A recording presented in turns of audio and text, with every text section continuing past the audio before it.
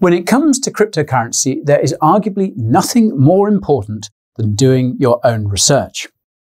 This is easier said than done. Who has the time to really do their due diligence with any given crypto project?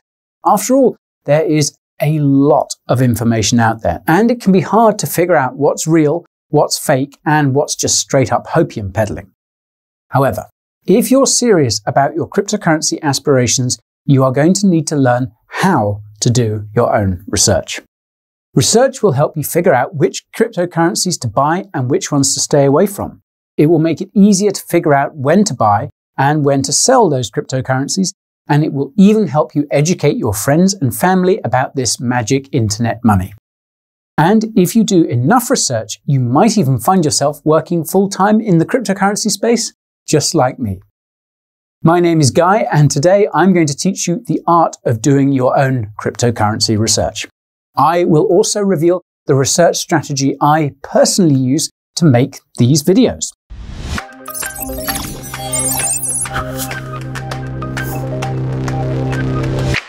Before we hit the books, I need to cover my ass so that I don't get hit with one. I am not a financial advisor, and nothing in this video should be considered financial or investment advice. Be sure to consult your financial advisor before you do anything bold. If your financial advisor doesn't know anything about cryptocurrency, well, you can direct them to this video so they can start learning. Funny how that works, isn't it? In case you missed it, my name is Guy, and here at the Coin Bureau, I do more research than a non-tenured Harvard professor. My field of study? Why, cryptocurrency, of course. Consider this video to be one of my many crypto publications. If this is the sort of knowledge your brain soaks up, then pay a visit to that subscribe button and ping that notification bell so you don't fall behind on your crypto studies. You can use the timestamps below to jump around to the different subjects I'll be discussing today. I will say that I do recommend watching the whole way through for this one. All right, put your thinking caps on because it's time to go to class. I want to start off by telling you the primary reason why I decided to cover this topic. Every time I make a video, I see comments from you good folks asking me to cover other cryptocurrencies and crypto projects. Now, believe it or not, many of these cryptocurrencies and projects are usually on my to-do list already. The problem is that I alone can't cover all of them in a timely manner. Well, I could, but then I wouldn't be doing the amount of research that's necessary to give you the in-depth analyses you all know and love. As we all know, the crypto market never sleeps, and this means that sometimes you can't be waiting for me to cover your favorite cryptocurrencies. And now that we're at the start of a bull market, I know that you're all going to have a lot of questions about a lot of different cryptos that I won't be able to answer. So, this leaves me with only one option, and that's to teach you the ways of DYOR. The first step in doing your own cryptocurrency research is figuring out whether the crypto you're interested in is economically active. I can't tell you the number of times that I've come across a promising cryptocurrency project only to check its market activity and see that the coin has been dead for months or even years. As such, when you hear about a promising cryptocurrency that piques your interest, the first thing you need to do is go to a website like CoinMarketCap or CoinGecko to see if it's alive. In most cases, CoinMarketCap and CoinGecko will be how you find out about that cryptocurrency to begin with. If this is the case, be sure to check that the trading volume and price action you're seeing is genuine. Not only should that token be listed on at least one reputable exchange, the trading volume on that exchange should also be significant. If it isn't, you could find yourself paying a premium since the order books may not be as deep. If the crypto you're looking at is an ERC20 token that's being traded almost exclusively on a DEX like Uniswap, be sure to proceed with caution as DEXs do not exactly have any listing criteria or requirements. This certainly does not write off a project, but it is something to keep in mind going forward. Also keep in mind that the price of a cryptocurrency and even its recent price action is not a good enough reason for you to abandon ship with few exceptions. Once you've established that the crypto you fancy has an economic pulse, it's time to get a sense of what it is and how it works.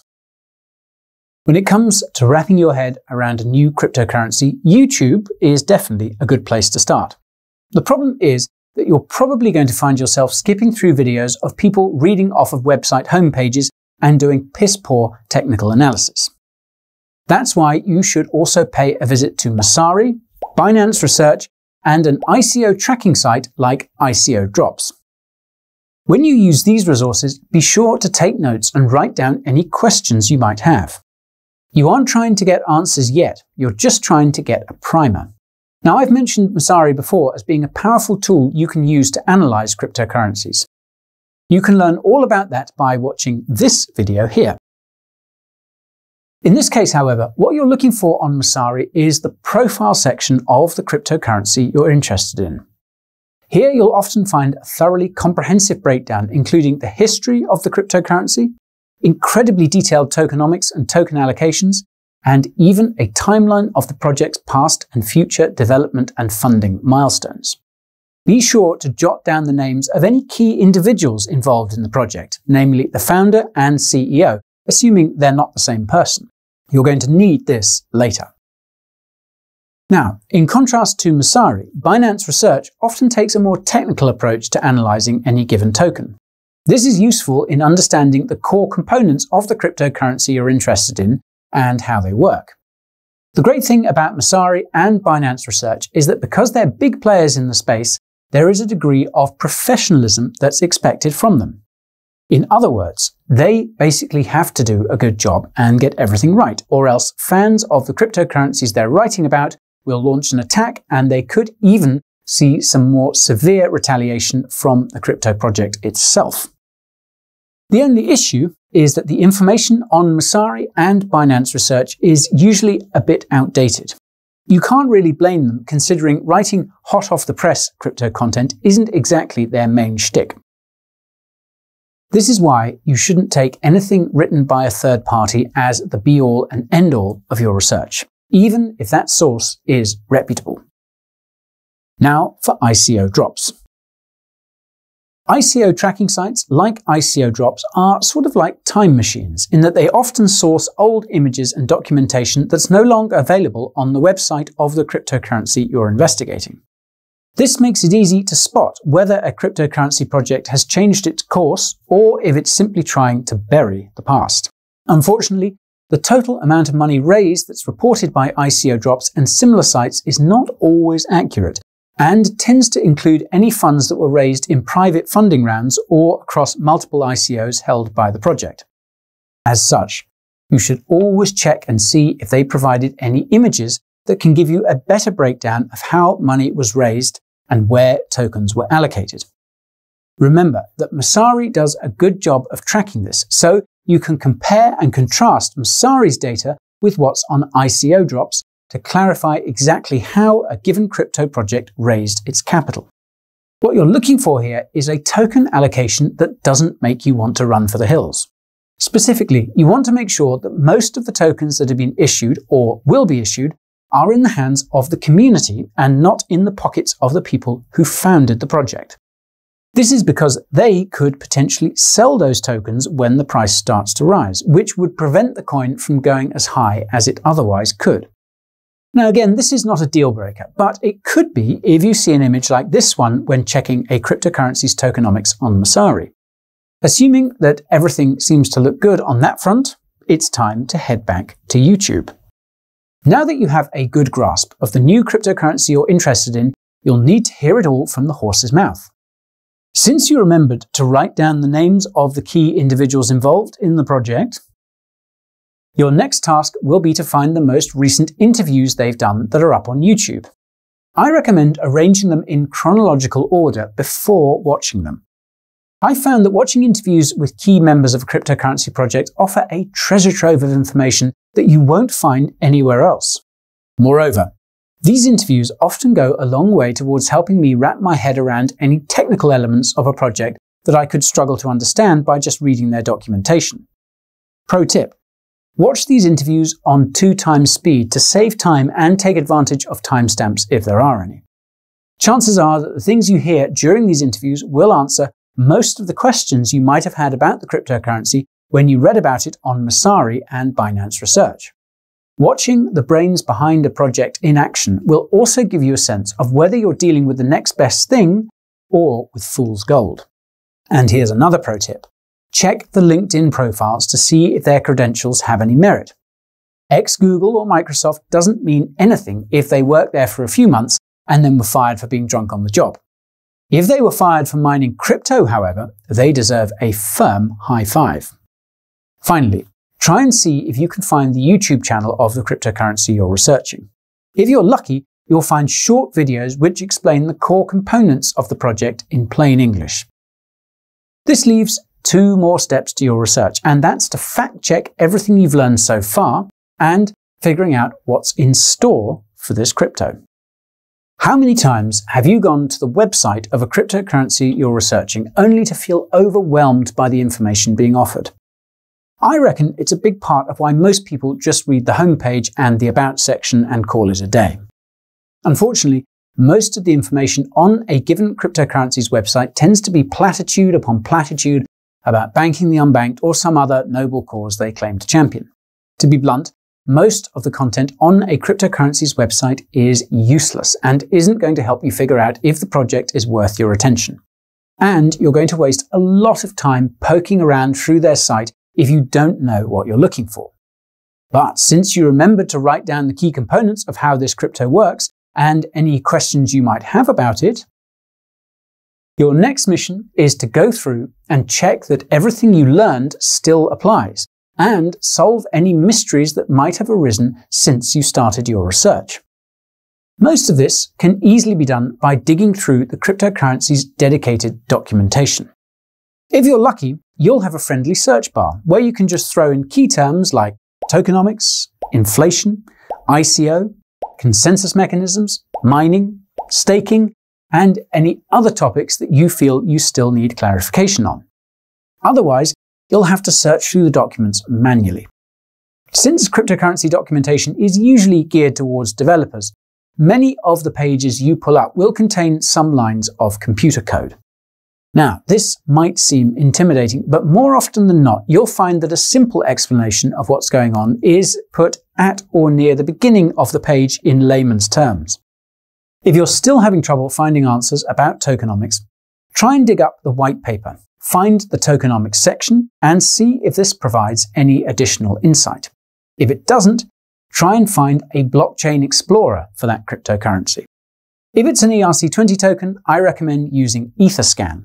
Here you can quickly check who the largest token holders are, and you can even see the token distribution in a pie chart. Again, be on the lookout for any wallets that are holding a substantial amount of the token. And remember that the largest wallets you see will sometimes be smart contracts used for things like staking. If your cryptocurrency of choice isn't an ERC20 token, hopefully the blockchain explorer for it will also let you see the rich list of token holders. If not, consider that a red flag. Now that you've hammered out any kinks in your understanding of the cryptocurrency, the last thing you need to do is see if there are any important updates to the project that might be coming or have already happened. For the last part of your cryptocurrency research, you are going to need 3 things: a roadmap, a blog, and the news. And in this order, because usually what you see in the news about a cryptocurrency is normally just a summary of what's been written on their blog. Note that these news articles can come in handy if the blog post they reference is too lengthy or complicated to digest. Now, about the roadmap. From my experience, cryptocurrency roadmaps tend to be vague and do not usually provide too much information. You'll probably come to find that watching interviews with founders and CEOs will provide much more information about the future of a project than its roadmap. If you're lucky, you'll find a roadmap that contains realistic goals that can be achieved before the project runs out of funding or gets wrecked by its competition. If you're unlucky, you'll get no roadmap at all. And if the interviews you watch don't give you a sense that the project is going to be around for very long, you might be looking at a short-term investment. The future isn't all that matters though. You need to make sure that a project has delivered what it has promised so far. This is where the blog comes in. If you're having trouble finding a blog on a cryptocurrency's website, chances are you'll find it on their Medium page. Sometimes you have to go as far as their GitHub to see their progress, and that's when you should really ask yourself if the project is walking on thin ice. Skimming through the headlines of a cryptocurrency project's blog is usually more than enough to get a sense of whether it's been true to its word and where it's headed. It's a good idea to actually read any updates you see that are significant, such as those relating to changes in tokenomics or any big partnership announcements. Finally, pop open cryptocurrency news sites like Cointelegraph, CoinDesk, and Decrypt and search to see whether what your promising project is up to has made the headlines. If you don't find anything, don't take that as a bad sign. As with the mainstream media, the crypto media has its own way of doing things, and it doesn't always shed light on the topics that need to be seen. By this point, you should have all the information you need to make a good judgment on whether a cryptocurrency is worth it or not. If you don't, then you're probably dealing with a crypto project that you need to be very careful with or even stay away from. I hate to say it, but this could also mean that you'll have to go back and look closer at the resources you used in your research. I know that doing your own cryptocurrency research can be a lot of work, but ask yourself this: are a few hours of research worth making for a 100x return or more on your investment? Yes, they are. It looks like the time has come to reveal how Guy does his cryptocurrency research. First, I go to CoinMarketCap or CoinGecko to see if the token is being actively traded, preferably on reputable exchanges. If it's dead, it ain't worth my bread. Second, I go to YouTube and see what other people have been saying about the project. I take down a few notes if they mention anything noteworthy. Next, I check out Messari and Binance Research to get a better sense of what the project is and how it works. I take down some more notes, write down a few questions, and jot down the names of the founders. I then check ICO drops to see how much money the project managed to raise and how the tokens were allocated. I use the images they've referenced along with Messari to double check that the details listed there are correct. Third, I go back to YouTube and watch almost every recent interview with the project's CEO or founder. More often than not, what they say answers many of the questions I'd written down in the second step. They also tend to clarify any confusing components of the tech that went over my head. I also check to see if the cryptocurrency has a YouTube channel that offers additional insights and explanations. Assuming what I heard didn't turn me off, I start the fourth step of digging through the project's documentation. I look for any additional details relating to the cryptocurrency's tech, tokenomics, consensus mechanisms, staking rewards, mining requirements, and any other core components that I've learned about so far. Finally, I comb through their roadmap and blog to see if they've been making the progress they've promised so far and whether they can realistically dish out what they claim they'll be serving. Then I see if their activity has made the headlines in the crypto space. If not, this may present an opportunity to be ahead of the curve. Either that, or it means that I just wasted a few hours of my time. I make this judgment based on the research I've done, and to be frank, I don't always get it right. In any case, I reckon this is a bulletproof strategy to doing effective cryptocurrency research. To me, it's the perfect blend of watching, reading, and repetition that not only allows me to make quality content, but also ensures that what I've learned sticks around long after my video has made it to the tube. It's easy to forget that cryptocurrency is a very new field that's still very much in its infancy. This means if you can get good at doing your own crypto research, you will become one of the few people who actually knows what's going on when the retail FOMO starts to hit during this bull market. The end result is not only that you'll make better investment decisions, but you might just find yourself being offered opportunities beyond your wildest dreams. If you enjoyed this video, show me some love by hitting up that like button. That subscribe button could use some love too, and don't forget that notification bell. Did you notice that there were no YouTube ads during this video? That's because everything I do is funded by you, and my crypto gains, of course. In all seriousness, if you want to support the Bureau, why not take a trip to my merch store using the link in the description? You'll find a load of nifty shirts, and I've got plenty of new designs on the way that will make those crypto haters jealous. While you're poking around the description, why not consider subscribing to my weekly newsletter? It's the best way to get your fix on all the top crypto news, trading tips, useful resources for research and investing, and even lets you see the next videos I'm working on. And every newsletter comes with Guy's spam-free guarantee. Patent pending. That's all for today, folks. I'll see you in the next one.